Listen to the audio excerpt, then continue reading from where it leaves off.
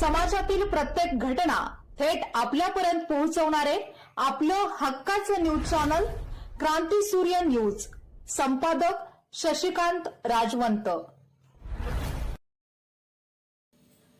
माधवनगर बुदगाव परिसरात मोकाट डुकरांच्या वाढत्या उपद्रवामुळे शेतकरी व ग्रामस्थांचे जनजीवन विस्कळीत झाले असून या प्रश्नावर तातडीने उपाययोजना करण्याची मागणी करत पालकमंत्री आणि जिल्हाधिकारी यांना निवेदन देण्यात आले आहे।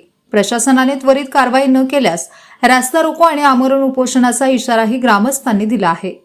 माधवनगर बुदगाव गाव तसेच बागायती क्षेत्रात सुमारे 1000 मोकाट डुकरांचा वावर असून त्यांनी शेतातील पिकांचे मोठ्या प्रमाणात नुकसान सुरू केले आहे।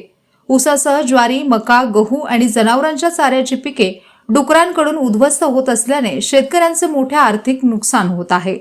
डुकरांच्या झुंडीमुळे रस्त्यावरून ये-जा करणे आणि शेतात जाणे धोकादायक बनले आहे। लहान मुलांसह नागरिकांवर हल्ला किंवा चावा घेण्याची भीती निर्माण झाली असून परिसरात भीतीचे वातावरण आहे। याशिवाय गावात मोठ्या प्रमाणात अस्वच्छता पसरल्याने साथीच्या आजारांचा धोका वाढल्याचा दावा ग्रामस्थांनी केला आहे। काही नागरिकांना संसर्गजन्य आजारांची लागण झाल्याचेही निवेदनात म्हटले आहे। ग्रामस्थांच्या म्हणण्यानुसार डुकरांच्या बंदोबस्तासाठी गेल्या वर्षभरात अनेक वेळा माधवनगर ग्रामपंचायतीकडे तक्रारी करण्यात आल्या, मात्र कोणतीही ठोस कारवाई करण्यात आली नाही। या पार्श्वभूमीवर पालकमंत्री आणि जिल्हाधिकारी यांनी या प्रकरणात वैयक्तिक लक्ष घालून डुकरांचा कायमस्वरूपी बंदोबस्त करावा, शेतकऱ्यांना दिलासा द्यावा आणि नागरिकांना न्याय मिळवून द्यावा अशी मागणी ग्रामस्थांनी केली आहे।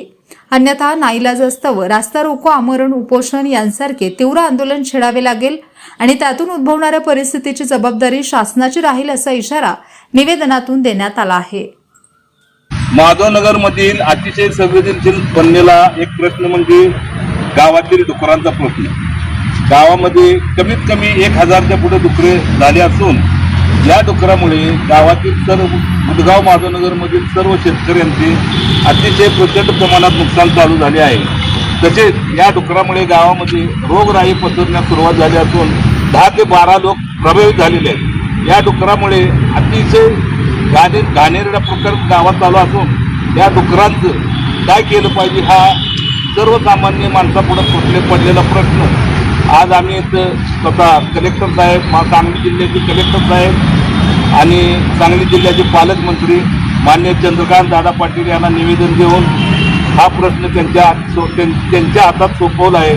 ते योग्य ती दक्षता घेतील, योग्य ती काळजी घेतील व गावातील डुकरांचा संपूर्णपणे नायनाट करतील हे आम्ही आशा करून हे सर्व प्रकरण केले आहे, त्याबद्दल निवेदन दिलेलं आहे। याच्या पुढे जर डुकरे जर गावात दिसली तर त्यानंतर मात्र आम्ही कुठेही न थांबता अमरण उपोषणास तयार आहोत आणि गावकऱ्यांनी अमरण उपोषणाचा निर्णय घेतलेला आहे।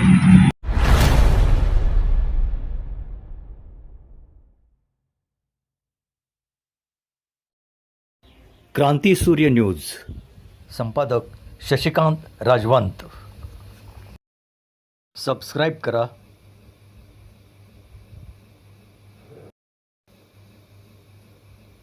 बेल आयकॉनला क्लिक करा आणि लाईक करायला विसरू नका।